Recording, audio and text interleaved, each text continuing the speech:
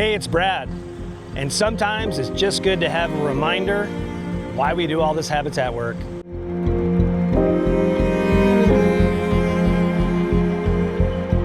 Well, I thought it'd be fun to start out today's episode with a nice velvet buck that I found in one of the surrounding bean fields here.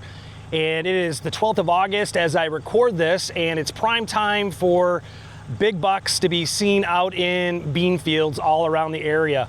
And if you haven't had a chance to go look in your area, I'd encourage you to do so in the evenings. It's probably going to be your best opportunity to see probably not one, but maybe even a group of bachelor bucks that are hanging out in a bean field. Today is day 15 of our 30-day summer habitat marathon, so right in the middle. But to be honest, I was really hoping we'd be a lot farther along than we are, and you already know the reason why if you have been watching, and that reason is rain. It's kind of ironic that I'm wearing sunglasses because right now it's pretty sunny and I can't even look at the camera without squinting, so I had to make this a necessity right now. Yesterday we talked about the possibility, or rather probability, of there being some thunderstorms last night into this morning, and it did not disappoint.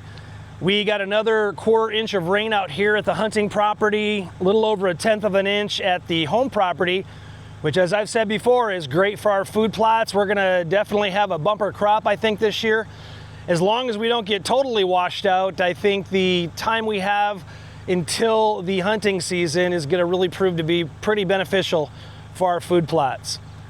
On the other side, it was really a bummer that we got as much rain as we did. Not because the creek is impacted much at all. I didn't really even notice it even being churned up at all. It was actually pretty clear for our creek here, but it got our pathways to drive the Kubota UTV out here a little bit soupy. And on a good note, the mulch that I put down yesterday going up and down the low water crossing access actually held up pretty well. I really wasn't hoping to have it tested so quickly, but it's probably some of the best areas that I was able to drive on. The challenge that we're facing is the whole point of today was I was attempting to get as much mulch chipped as possible today so we can lay out some more mulch so that we can get back and forth without potentially causing any ruts. So it's going to be a little bit tricky today. So speaking of what we're going to be doing today, my first priority is to go down to where I picked up all those ash tree trunks yesterday, and around every single one of those is a telltale sign of any ash tree that has been destroyed by the emerald ash borer. Actually, if you're driving down the highway anywhere in the Midwest, Iowa, Wisconsin, Illinois, Michigan, Indiana, surrounding areas, you can always tell where the ash trees are because they are clearly dead, but from the base of them, you're gonna see growth. And you might think to yourself, well, hey, why don't we just let these grow and they'll be just fine. They'll replace the ash trees. I don't think that's actually a viable solution. After talking to a couple different people, and it makes a lot of sense, the ash bushes that are growing out from the base of the dead ash tree are not going to have the same root structure as the parent tree. So I don't really think as they grow, they're going to be very strong, and as tempting as it is to let them grow, we're going to go ahead and get these taken down. And that'll allow us to either plant some things here, or we can plant some other trees down the road. The immediate benefit to us is it gives us an opportunity to repurpose these and makes our access better. All right, today's a pretty straightforward day. Let's get after it.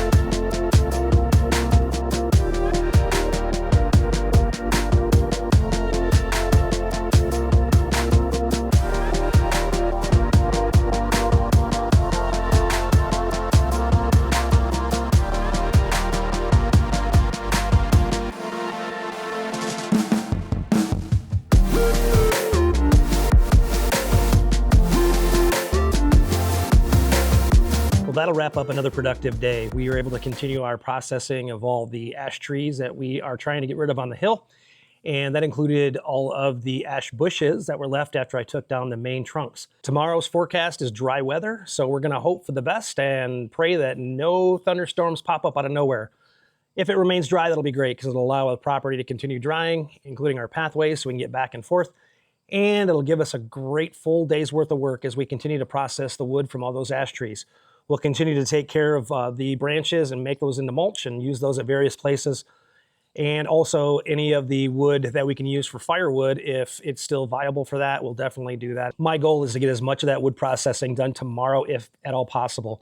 We have several other projects that we absolutely need to do before the start of the hunting season, and it'll be great to be able to focus on those as well. I hope you'll check back tomorrow to see how I'm doing, and once again, watch Brad work.